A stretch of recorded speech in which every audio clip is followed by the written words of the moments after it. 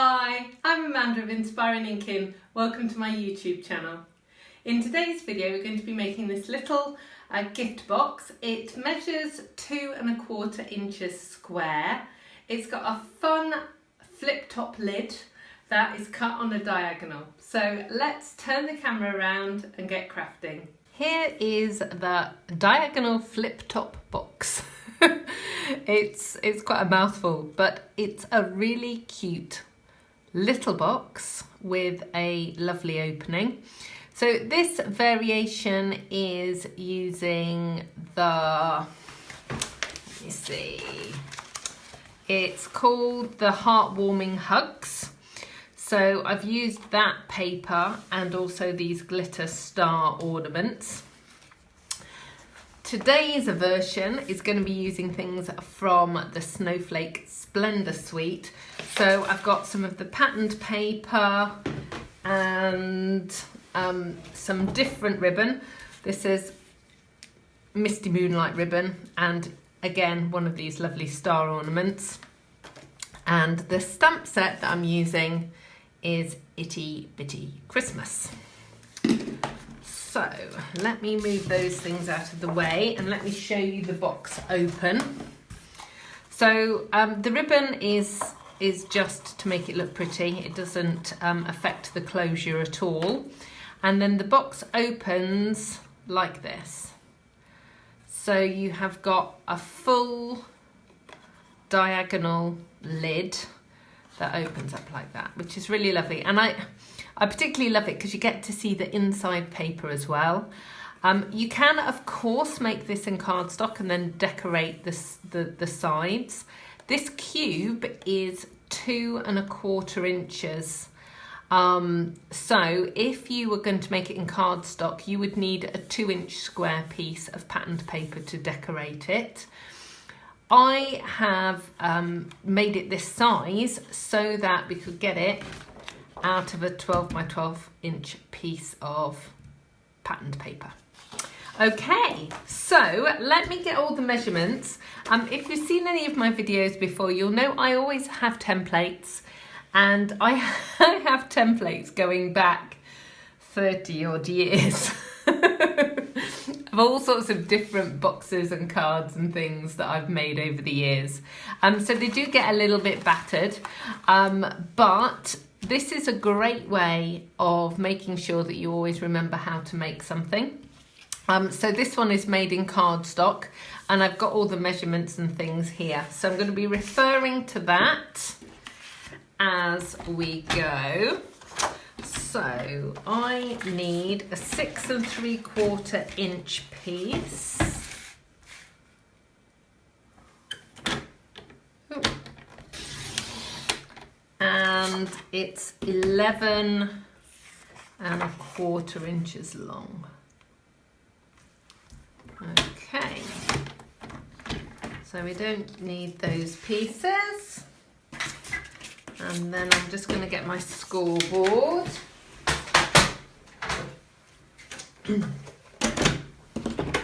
And all of the measurements that you're going to hear me say will be on my blog or on YouTube, depending on where you're watching this. You just need to scroll down. Obviously I'll say them as I go, but if you don't quite catch them, that's where you'll find them. So we are going to score this at 2 1/4 inches all the way along. So with the long piece at the top, it's going to be scored at 2 1/4, 4 1/2, 6 3/4, and then 9.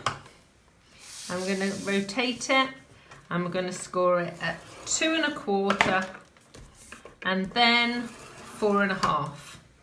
So basically what we end up with is 15 2 1/4 inch squares.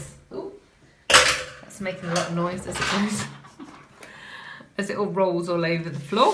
Okay, so what we're going to do is burnish those folds. So basically I'm just going over the top with my bone folder just to reinforce the folds so that the paper creases and folds where I want it to go. It's really important to do this with a 3D project because then it will actually fold where you need it to. There we go. And I think I'll just go the other way as well. There we go. Okay. So what I'm going to do now is follow the template. And the first thing that we're going to do is cut these flaps. So you're going to cut all of them to the center line. So I am using a pair of long bladed scissors.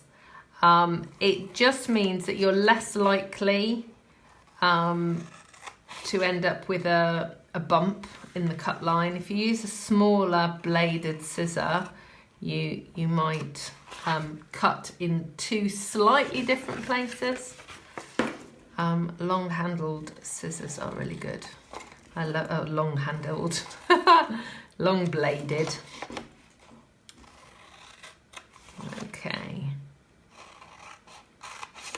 So that's all of the flaps. Now I need to decide which side is going to be the inside and which side is the outside. And I know I want this on the outside, but also I need to decide which bit is going to be the top. Interesting.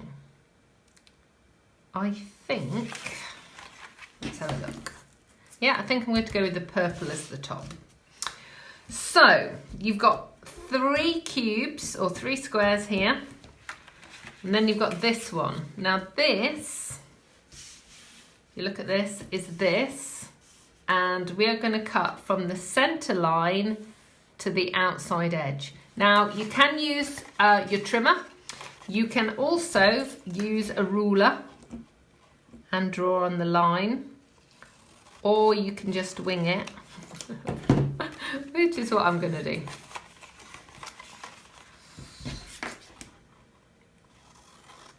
And again, a pair of long blades helps with that. Okay, so that's those 2 pieces. And they are going to be these pieces here. And now this piece, we are going to cut it differently. So what we need to do is cut about 1/2 to 3/4 of an inch from the score line, and it's going to make a tab, and I'll be able to show you that now. So when the box folds up, that piece is going to glue there, and that piece is going to glue there, and that's what's going to make your tab. But of course you can see you're going to have this little piece sticking out, which we don't want. So what you're going to do is just trim a little triangle off that edge. And you don't have to be precise about that, but just double check when you put that there that it's not showing. So let me just check there. Yeah, that's not showing. And then just also cut a little tab there as well. It just makes the gluing easier. Okay, so that is the box done. All we've got to do is glue it together. So you can see we've got these 9 squares here. That's going to make the box base, and these squares are going to make the lid. So I've got the right side down, and I know that this piece is going to get glued like this, and this is going to come onto the top of the box. So what we want to do is make sure, as we're folding these pieces, that this piece actually wraps around the cube, the box itself, at the very end. so that the seam, and I don't know how easy it's going to be for you guys to see this, but so the seam is at the back. So this is all like, this is a smooth finish and the edge of the cardstock is there. So what I do is I put glue on these two tabs here. And I fold this up. And I'm going to get a peg and hold that while I fold this one up as well. Okay, and you just need to wiggle it around just to make sure it's nice and square on the edges. And then this piece is going to come round there and at the back. So we're going to put glue on these two as well.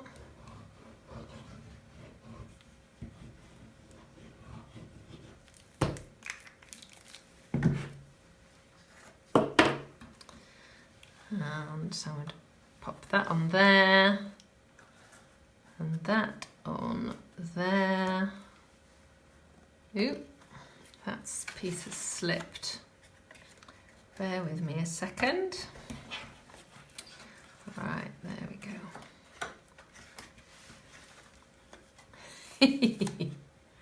Don't you love it when it all sticks to you, not to itself? Right, there we go. So you just need to make sure that you've pulled it nice and neatly towards the edges. Okay? And then we're going to put glue on the tabs. And I'm going to put the first one down.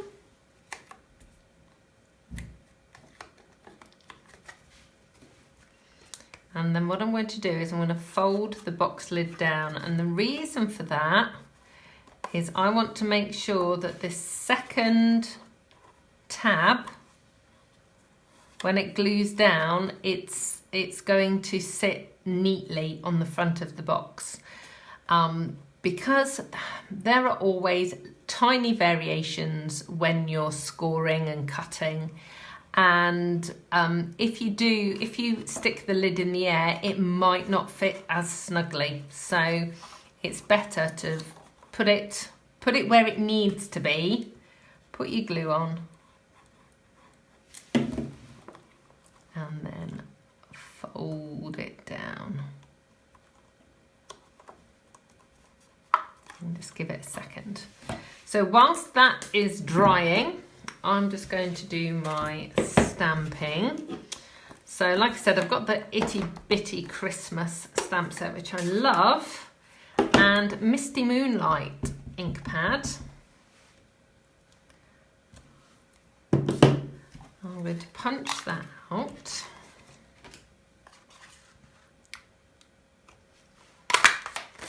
And layer it onto a piece of silver foil.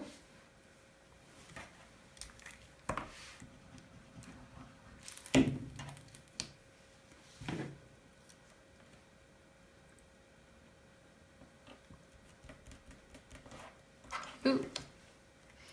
And it's slip sliding around. I'm just going to punch a little hole in this. So it can make like a little tag. And then find my star and the ribbon. And we can finish the box. Actually, let me just put the ribbon back on this one.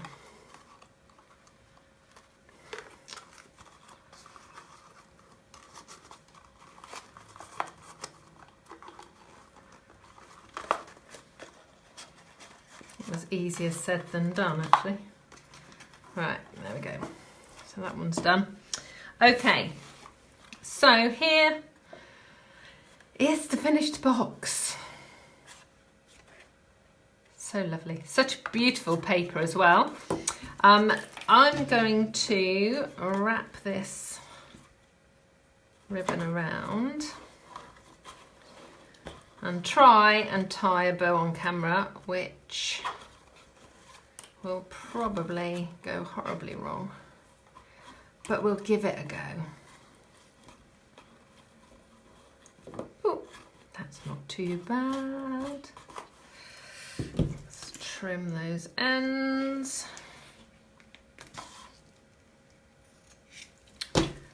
Okay, and then these lovely little glittery stars, what I'm going to do is I'm just going to thread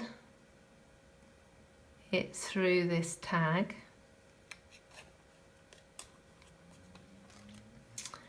And then thread it through there. So I'm just threading it through the ribbon or underneath the ribbon. And then I'm just going to loop the extra thread around the star, and then it just means that it's attaching the tag. Let me just loosen that a little bit. So it's attaching the tag and the star at the same time without having to do an extra bit of thread. Okay, so there is your lovely little flip top diagonal flipped top box.